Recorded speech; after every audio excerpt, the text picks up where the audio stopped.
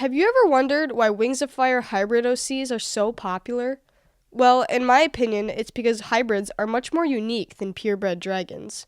And within Wings of Fire, almost every dragon we see is purebred, with exceptions like Sunny and Typhoon. This makes people want their character to stand out and have a little bit more recognition within others.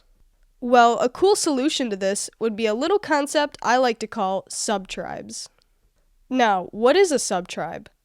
Well, in my opinion, the subtribes would be a smaller group of secluded dragons that are most likely grown up or moved away from the main tribe. They would have unique traits and intricate social dynamics that could emerge from new variations. Today, I'm going to be looking at what some of these variations would look like and what I would name them. So, to start off, let's go with the Mudwings. Since these bulky dragons like to live in marshes and swamps, what if we introduced a subtribe under the name Swamp Dwellers? They are named this because the dragons within this subtribe would be those who live within the dark and murky land between the mud and rainforest. It is dark under the trees and the mud here is thick. These dragons would have scales even thicker than the normal mudwing scales, and they would resemble large beetle shells. These mudwings would also have larger and more powerful jaws, similar to those of a crocodile. This would allow them to easily catch prey out of water with their mouths instead of their claws. This unique subtribe would also have webbed claws designed for strong and fast swimming through dark rivers. They could navigate their territory with ease, while any other dragon would find it troublesome to travel through. This makes them formidable defenders against any threats. Now I'll be moving on to a Seawing variant. This Seawing variant goes by the name Tidal Warriors. Among the Seawings, there are strong, boasting protectors of the ocean. They have dark blue to black scales rippled with vibrant accents. These dragons would have pronounced dorsal fins resembling those of a great white shark. This highlights their power and strength in the deep ocean waters. These adaptations would not only enhance their swimming abilities, but also allow for engaging plot lines involving battle and tutorial disputes. It would be interesting to see how this subtribe fights, even with their strong attacks, but slower movements due to their size.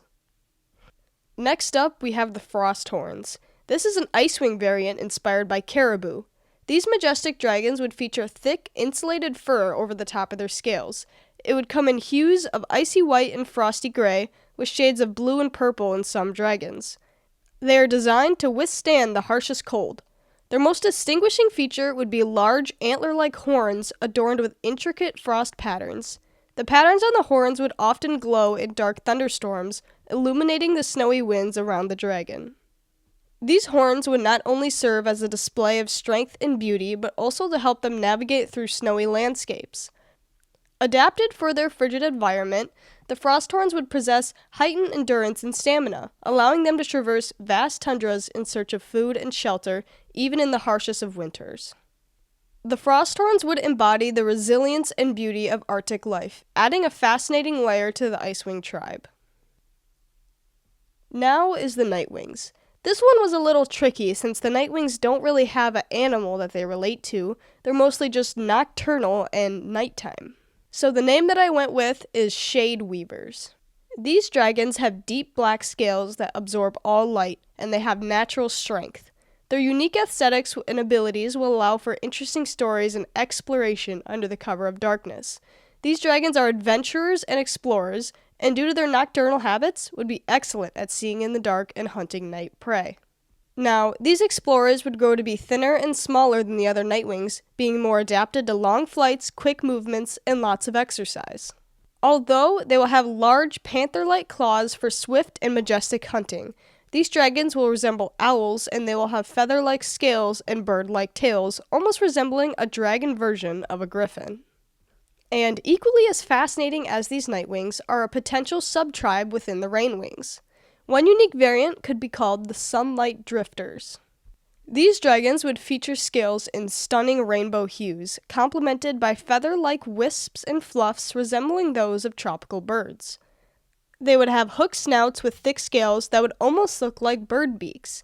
This vibrant appearance would not only be visually stunning, but also provide them with enhanced camouflage against the vivid backgrounds of their rainforest home. These bird-like features would also reflect on the Nightwing Shadeweaver variant. These two variants would also pop up together in a similar area of the rainforest over time. This would allow for a new mixed subtribe that is both similar and different in many ways. Now, the sunlight drifters have a joyful nature and love for display. This could lead to unique cultural festivals uniting different tribes through shared celebrations and vibrant displays of color. The festivals and celebrations would result in the rainforest being a hub for trade and commerce, leading to the rainforest and surrounding areas to be very diverse. Now, next on my list is the sandwings. So, imagine a subtribe of sandwings called the dune dancers. This name greatly reflects on the desert homeland and the music culture featured within sandwing life. The name dancer also comes from their quick and swift movements. These agile dragons would feature sleek, gold, and bronze scales that shimmer in the sunlight, accompanied by long, tapered tails for improved balance and aerodynamics during high-speed flight. Their bodies would often move similar to a sidewinder rattlesnake, moving quickly and smoothly on the desert sand. They would have longer and stronger hind legs, allowing for high and quick jumps. This would resemble a kangaroo rat. Their unique behaviors would create fascinating dynamics within the tribe, showcasing how speed and agility can play crucial roles in both hunting and evading predators in their expansive desert home. Now, let's turn our attention to the Pantalan tribes, starting with the silkwings. One interesting subtribe could be the moonlit weavers inspired by moths, with soft, fuzzy scales resembling the delicate patterns of Luna moths. These dragons would have broad, feather-like wings for silent flight. Their unique antennae would enhance their sensory perception, allowing them to navigate through the dark nocturnal habitats. These dragons would be known for living near the dangerous jungle and exploring the mysteries of the forest and engaging with other tribes in unique ways. Their quiet demeanor could introduce themes of introspection and the importance of connecting with nature.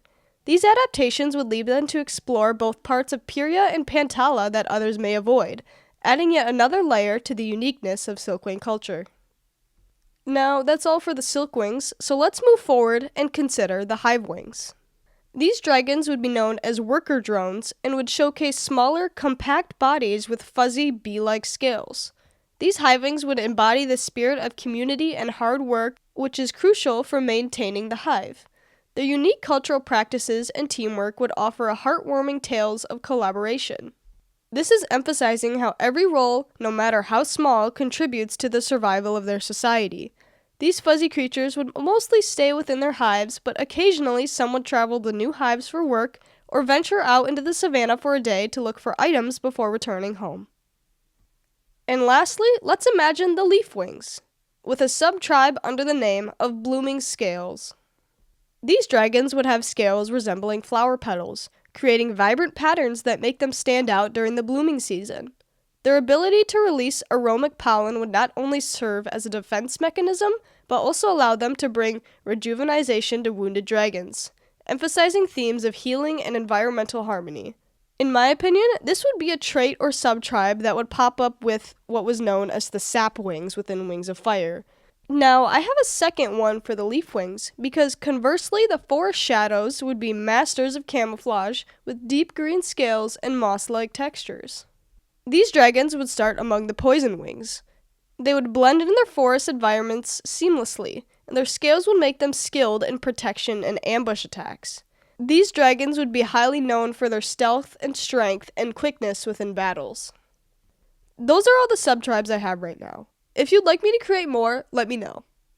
Incorporating these subtribes into Wings of Fire would not only enhance the lore, but also create a unique storytelling opportunities with rich cultural diversity and intricate social dynamics.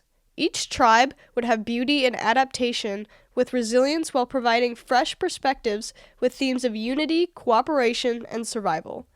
So, which tribe intrigues you the most? And which additional variants do you think would be interesting to see within Wings of Fire? Let me know, and thanks for watching.